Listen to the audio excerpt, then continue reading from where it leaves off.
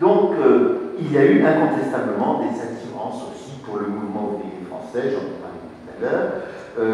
L'émir Khaled a triomphé lorsqu'il a été élu aux délégations financières en 1920. Il a fait plusieurs manifestations et la fameuse pétition au président Wilson, qui était considéré comme étant démocrate, qui pouvait influencer la France. Il y a eu dans l'orbite communiste, encore une fois, l'émir Khaled, lors de son passage à Paris en juillet 1924, lorsque le cardinal de gauche l'a autorisé à revenir quelques semaines, l'étoile nord-africaine était bien émanée de l'orbite communiste. L'Union intercoloniale était une association sous l'égide du Parti communiste français qui avait fondé en 1922, si je me souviens bien, le Paria. Il n'y avait d'ailleurs pas pour les Algériens, il y avait aussi un certain Uchimine, il y avait aussi Lamine Senghor, enfin, il y en avait d'autres. Donc, je ferai mon épilogue en disant que même si tout a changé pendant cette guerre de 14, rien sur le plan des structures du pays n'a vraiment décisivement changé. Il y a eu la loi Jonat du 4 février 1919.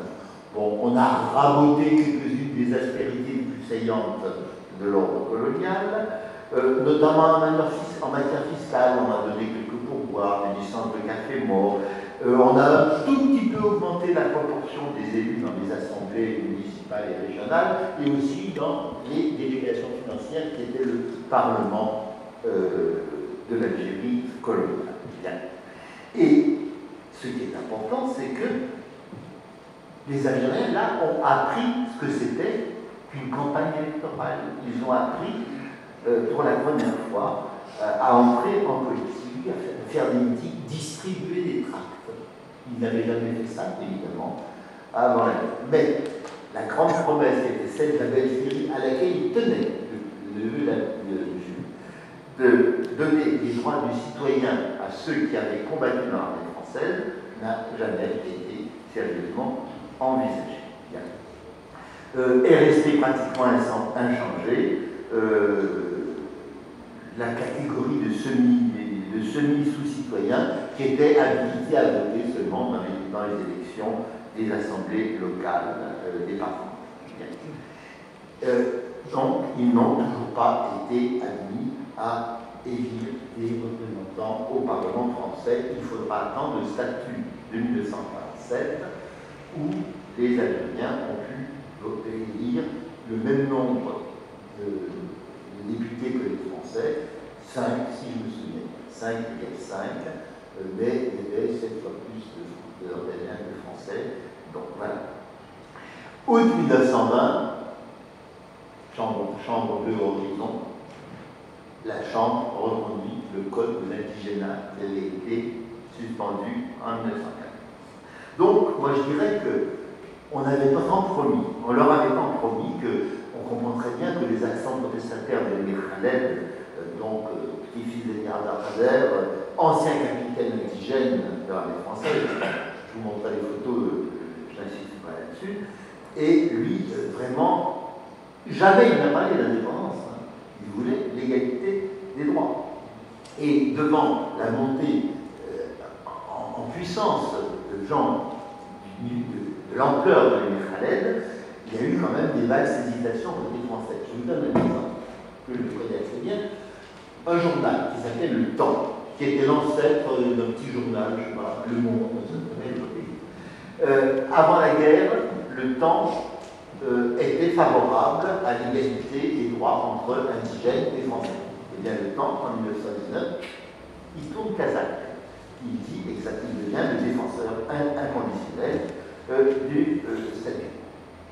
Donc, moi je dirais que les autorités françaises, le pouvoir français referme le chapitre un peu entrouvert des réformes indigènes, et il se débarrasse de l'émir Khaled dans l'été 1923. Je pourrais vous dire la raison qu'on lui a donnée à l'émir Khaled tout à l'heure, si vous me posez la question, parce que c'est assez gratuit. Bien. Donc, le résultat, c'est que Khaled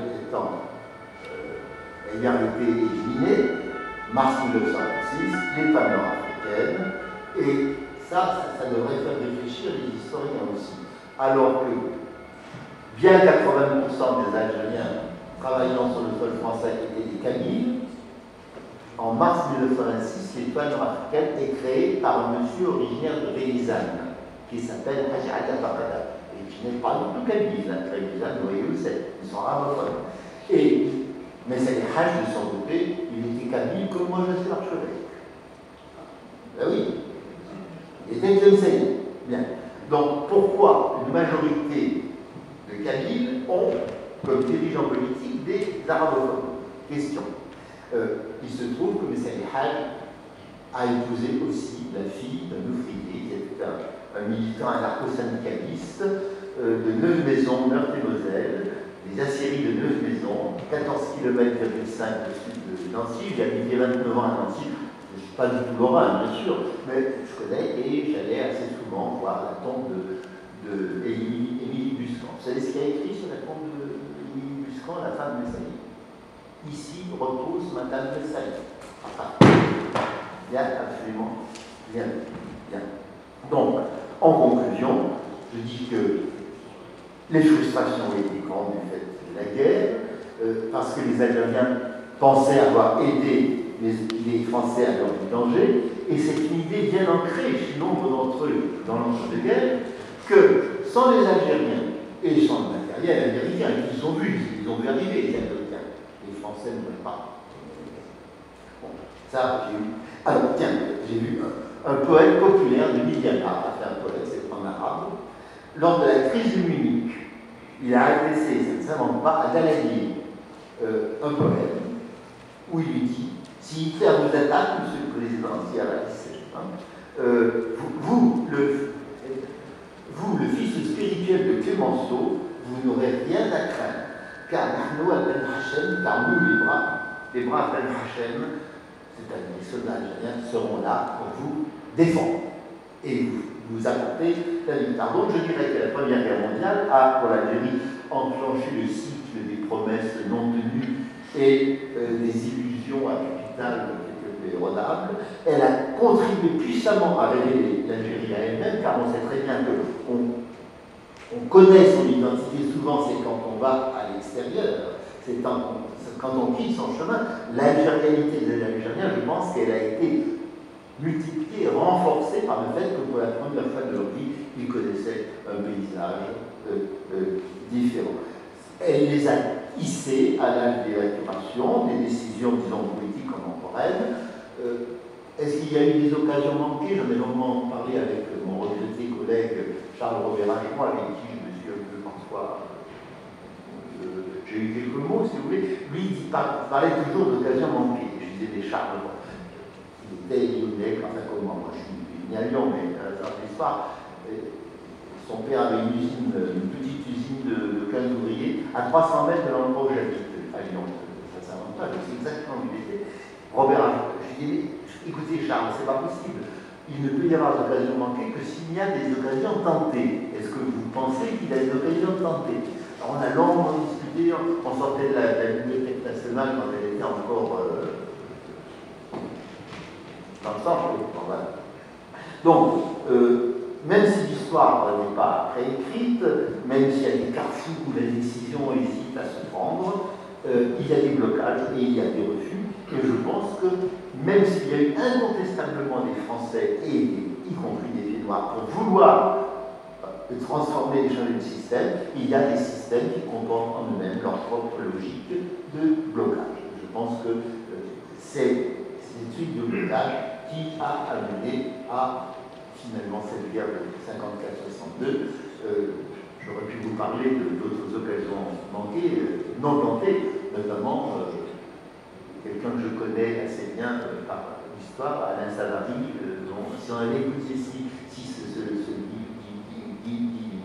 Guy Mollet avait écouté Alain Savary, peut-être que l'Algérie aurait été indépendante, mais on y serait peut-être allé palier par palier, petit à petit, et on aurait peut-être pu, mais ça c'est un rêve, effacer et